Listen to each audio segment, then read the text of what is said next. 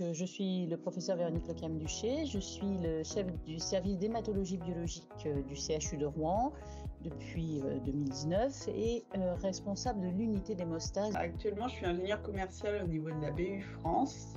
J'ai un secteur qui est la Nouvelle-Aquitaine, donc qui s'étend un peu de la Vendée, on va dire, jusque dans les Landes. Et je m'occupe en fait du suivi de nos clients sur cette zone, du placement de nouveaux automates et aussi des nouveaux réactifs Stago. Je m'appelle Mélanie, je suis développeuse logicielle à Gennevilliers dans l'équipe contrôle-commande depuis 10 ans. Et donc depuis 10 ans, je travaille sur le STEMO.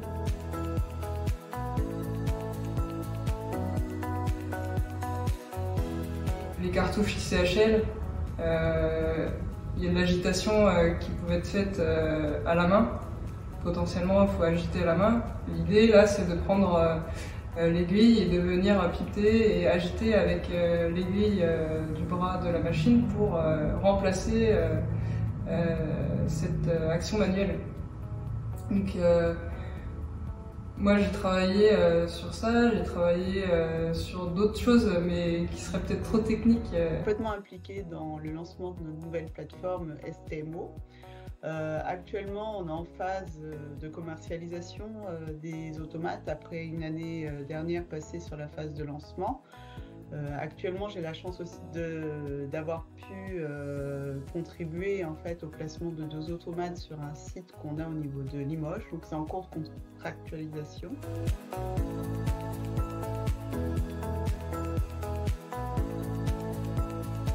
Cette collaboration avec la société Stago s'est développée au cours des années et s'est encore renforcée avec un partenariat depuis 2-3 ans visant à valider une dizaine de réactifs développés par Stago pour être utilisés sur le nouvel automate qui est la STEMO.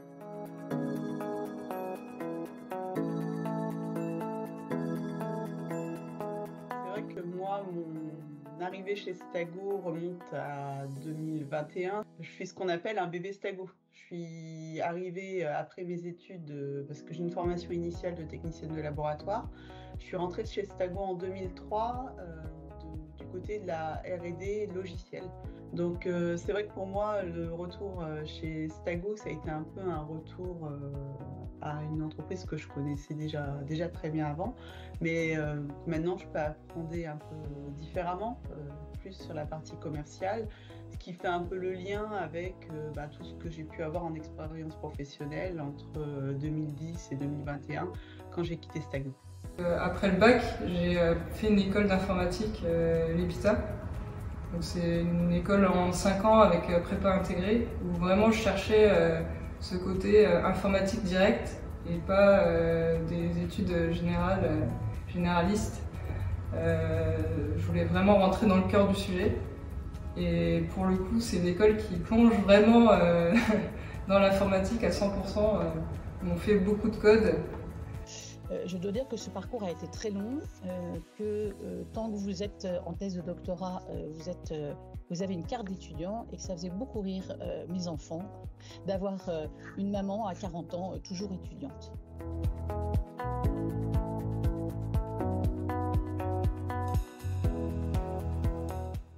Tous les mardis, autant que je me souvienne, parce que c'est loin, sortait Le Monde de la médecine.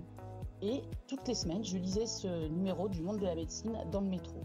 Et là, je me suis dit que en fait, c'était ça qui m'intéressait, c'était la médecine et que les études très terre-à-terre de maths et de physique n'étaient pas pour moi. Et en particulier, pas vraiment l'année de maths sup qui était beaucoup trop scolaire encore à mon goût. Et c'est au lycée où j'ai pris une option informatique, où là en fait on a fait de la programmation, mais c'était uniquement sur feuille de papier. Donc on faisait du code sur papier, mais on ne voyait pas le résultat de notre programmation, donc c'était un début. Et c'est là où j'ai commencé vraiment à apprécier, à me diriger vers l'informatique. J'ai toujours aimé les sciences.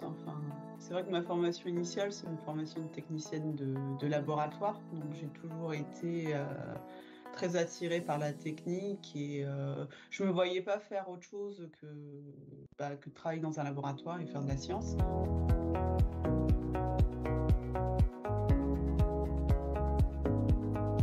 On était pas beaucoup, on était 10% à peu près des effectifs. Moi j'étais assez naïve, je faisais du basket avant d'arriver à l'école. La première chose que j'ai fait, c'est demander s'il y avait une équipe de basket. Mais en fait, il n'y avait déjà même pas assez de filles pour faire une équipe, donc c'était... On arrivait en maths sup, c'était il y a presque 40 ans, nous étions 4 femmes pour 36 hommes dans la classe. Et pour tout vous dire, le premier cours de physique a été terrible. Le prof était en face de nous, nous a regardé toutes les 4 en nous expliquant que nous n'avions rien à faire dans une classe de maths sup, que de toute façon les études scientifiques n'étaient pas faites pour les femmes. Ça a été une année très difficile. À l'inverse, on avait un prof de maths qui était quelqu'un de très bien et qui nous a soutenus, et moi particulièrement. Et je me suis accrochée et j'ai décroché mon passage en maths spé alors que je savais très bien que je n'irais pas parce que j'avais déjà décidé de me réorienter et d'aller faire de la médecine. Et donc, c'était vraiment un sursaut d'orgueil que de lui montrer à ce prof que les femmes étaient autant capables de faire des études de sciences que les hommes. C'est vrai que même en étant dans un système aujourd'hui où je pense qu'on promeut l'égalité des chances pour les hommes et les femmes, au départ, c'est vrai que forcément, en me mettant dans une formation de technicienne de laboratoire, c'était une formation à prédominance, on va dire, féminine.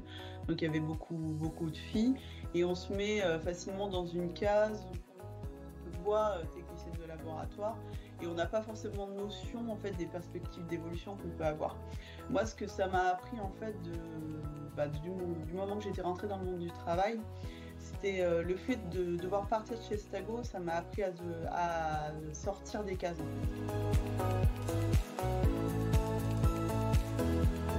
En fait, moi le modèle que j'avais envie, c'était surtout de me dire que en finalité, je pouvais gravir les échelons pour moi-même en fait. C'était surtout ça en fait. Avant d'aller vouloir ressembler à quelqu'un d'autre, je voulais déjà être en accord avec moi-même et arriver en fait là où je voulais être aujourd'hui. Donc non, j'ai pas eu forcément de modèle. Comme beaucoup de femmes scientifiques, je pense que le modèle pour toute femme scientifique, c'est sans aucun doute Marie Curie. Et encore, on en parle avec Pierre et Marie Curie. Alors qu'aujourd'hui, maintenant, on admet quand même qu'elle a apporté beaucoup plus que son mari. Et à part ça, à part elle, il n'y a pas grand monde en fait dans le domaine scientifique qui est très populaire. C'est le professeur Francine Leca, qui est chirurgien cardiaque, qui a été une des premières à faire de la chirurgie cardiaque en pédiatrie et que j'ai eu l'occasion de rencontrer beaucoup plus tard dans la sphère privée il y a quelques années et qui m'a aussi beaucoup marqué. Le travail qui est fait aujourd'hui de remettre dans l'histoire, de redonner en fait la place aux femmes dans l'histoire scientifique, c'est vraiment un travail très important pour pousser justement les femmes à aller vers des filières scientifiques.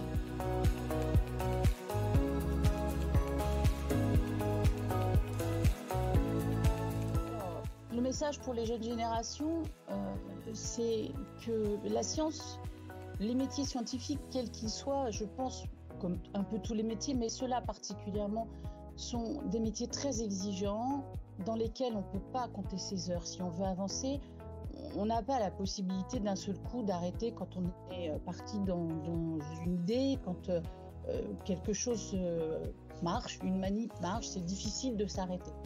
Donc il faut s'attendre à faire des sacrifices, parfois pendant certaines périodes, et l'accepter.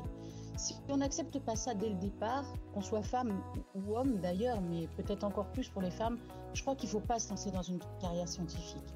En revanche, si vous êtes vraiment décidé, il faut y aller, il faut affirmer vos convictions, il faut trouver un équilibre entre votre vie privée, votre vie professionnelle, mais savoir que de toute façon, vous aurez des sacrifices à faire par moment. C'est vrai que c'est bien d'avoir ce discours sur le côté promouvoir les femmes dans la science, parce que comme il n'y en a pas, si on ne le promeut pas, il n'y en aura pas plus.